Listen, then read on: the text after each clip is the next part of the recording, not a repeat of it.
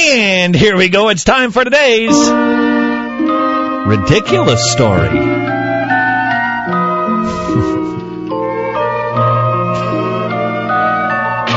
Woe unto those who call good evil and evil good.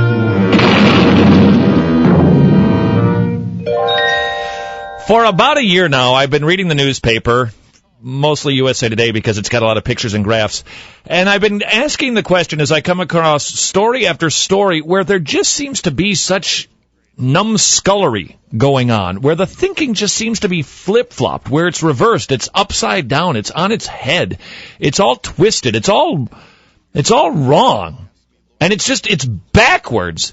And for the longest time, I kept thinking, all right, there's got to be a Bible verse. There's got to be a Bible verse. And sure enough, there is. And I think it's Isaiah 5 that says, woe unto those who call good evil and evil good.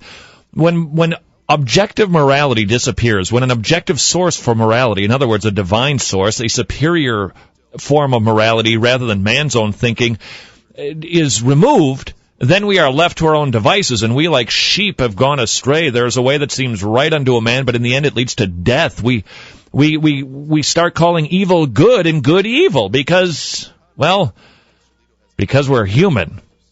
And so it is with yet another story from Boston that comes to, actually this is from Boston.com. It happens to have happened in Kissimmee, Florida. Unbelievable. Lanessa, she's 16 years old. She went to school on Friday with a costume. She saw a condom commercial, and so she decided to go to school with a T-shirt, just wearing a T-shirt with condoms taped to it, because she's got a lot of friends who are sexually active. Quote, I tell them, if you're going to do it, be safe. And so she decided then to use her costume to pass out condoms at the high school. Well, she goes to the first hour class, and the teacher sees it, tattles on her, rightly so. You know, frankly, she shouldn't have to go to the principal for that. Our teacher should have the authority to just boot them home straight on the spot. And if we'd give the teachers some authority to actually discipline the children, I didn't say spank them, but to discipline them, we'd have a lot fewer problems in our schools. At any rate, so she tattles to the principal, and the principal sends her home with a 3-day suspension. Well, a bit of an uproar, so they've decided to make it just 1-day suspension.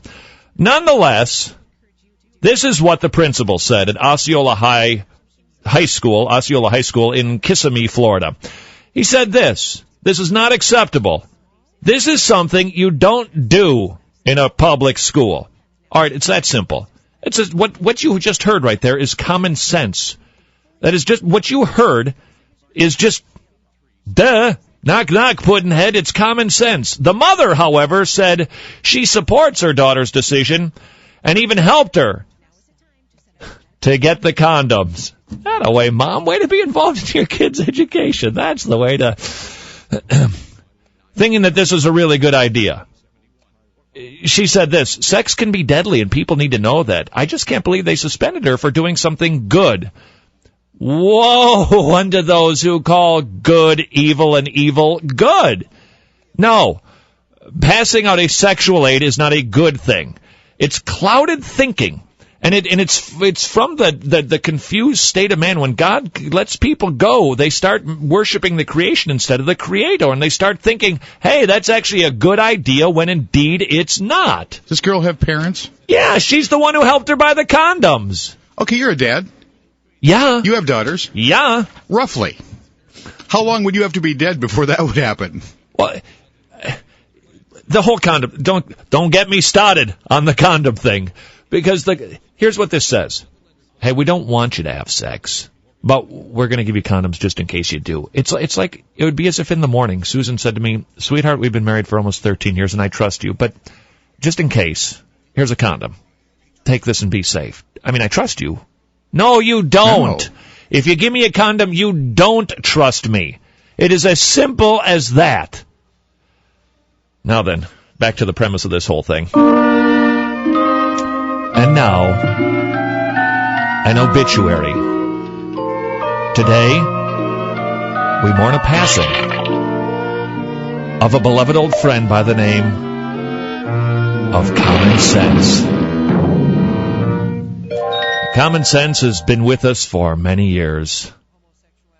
No one knows for sure how old he was, since his birth records were long ago lost in bureaucratic red tape.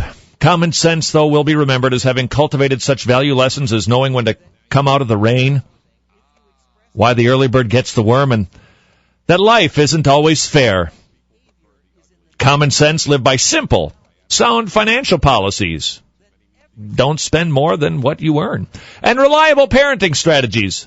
Adults, not kids, are in charge. We're gathered here together to mourn the passing of common sense, whose health began to rapidly deteriorate when well-intentioned but overbearing regulations were set in place. Reports of a 6-year-old boy charged with sexual harassment for kissing a classmate, teen suspended from school for using mouthwash after lunch, and a teacher fired for reprimanding an unruly student who only worsened his condition. It declined even further when schools were required to get parental consent to administer aspirin to a student, but could not inform the parents when a student became pregnant and wanted to have an abortion. Finally, common sense lost the will to live as the 10 Commandments became contraband. Churches became businesses, and criminals received better treatment than their victims. Common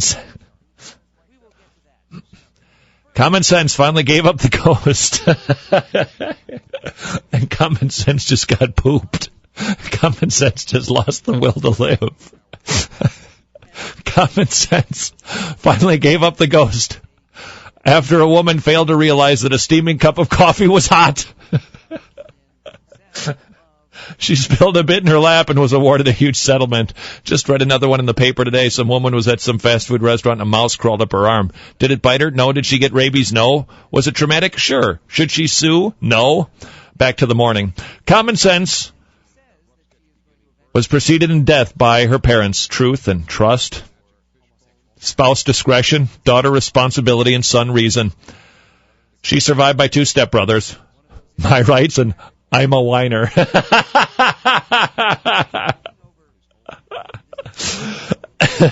Not many attended her funeral because so few realized she was gone.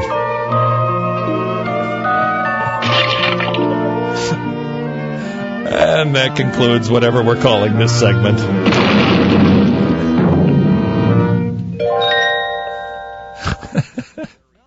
My rights. I think she's Oriental, from Korea. My rights, if I'm not mistaken. And I'm a whiner.